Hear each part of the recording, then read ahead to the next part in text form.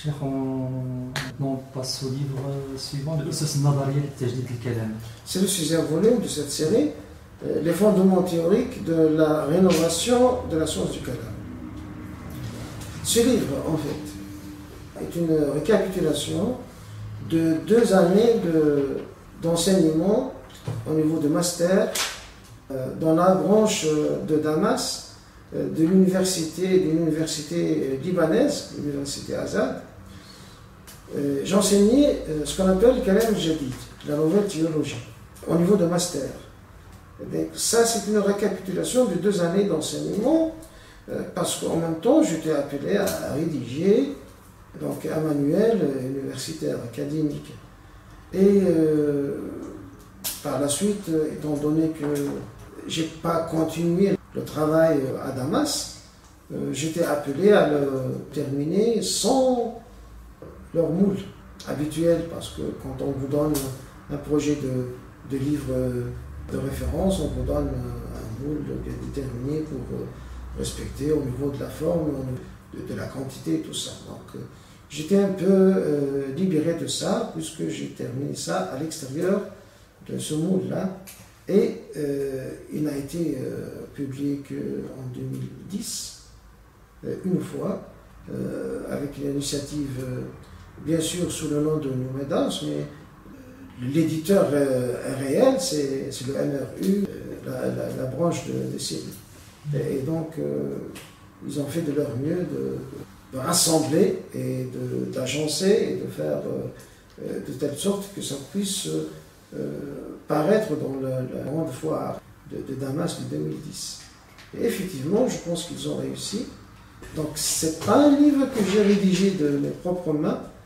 Et la matière, bien sûr, elle a été prise de mes œuvres, de toutes sont des conférences, et ils ont fait ce qu'ils ont jugé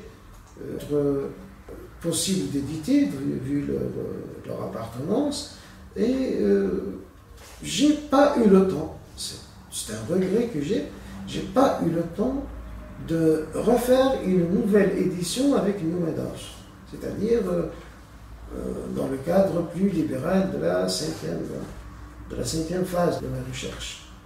Toutefois, ce que je m'en souviens, ce livre contient l'essentiel des outils qui pourraient permettre de comprendre et d'analyser les problématiques doctrinales contemporaines, à 2 niveaux.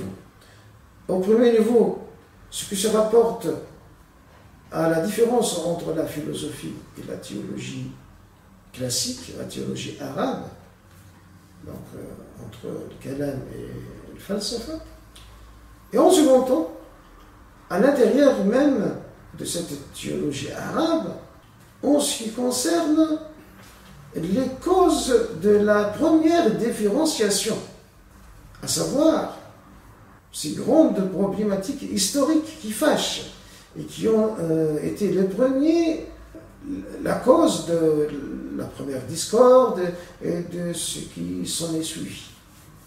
Donc, il s'agit de présenter des instruments d'analyse, sans préciser vers où ils doivent mener, parce que le champ d'application est très vaste et déborde du cours, qui était un cours théorique, alors que le champ d'application, c'est le champ de l'histoire, c'est le champ de la philosophie, c'est le champ des doctrines comparées. Ce sont d'autres matières que j'avais pu enseigner, donc il y a d'autres livres de référence. Donc ce livre est un livre théorique.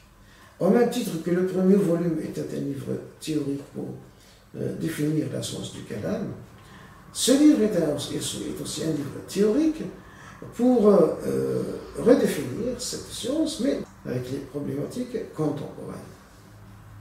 Bien sûr, tout cela a été fait dans cette période de temps, entre 2005 et 2010. Maintenant, avec ce qui s'est passé en Orient, plusieurs choses qui sont dans ce livre ne pourraient plus avoir d'auditeurs, parce que quand les armes commencent à parler, les langues se taisent. Et comme dit célèbre dicton arabe, nul ne voit sur place celle de la bataille. Donc c'est malheureux, parce que toute discussion à propos des problèmes qui fâchent, dans ce contexte, devient interdite. Et c'est pour cela que je n'ai pas vu du tout de priorité pour revenir à ce livre et le lire ne serait-ce qu'une fois pour pouvoir le rééditer tant que je le veux moi-même.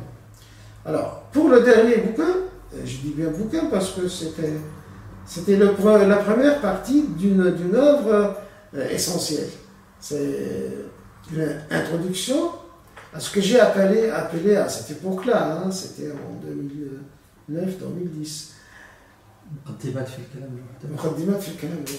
Introduction au kalam unioniste. En même temps, ça paraît un peu déplacé de parler d'union entre quoi? Entre les couteaux, entre les cartouches, entre les tonneaux d'explosifs et les missiles, entre quoi et quoi. Vraiment, là, nous sommes devant le mot drame ne veut rien dire. C'est une catastrophe. C'est la plus grande de toutes les catastrophes qu'ait connue l'histoire de la communauté musulmane. Jamais on a eu une catastrophe de cette taille-là.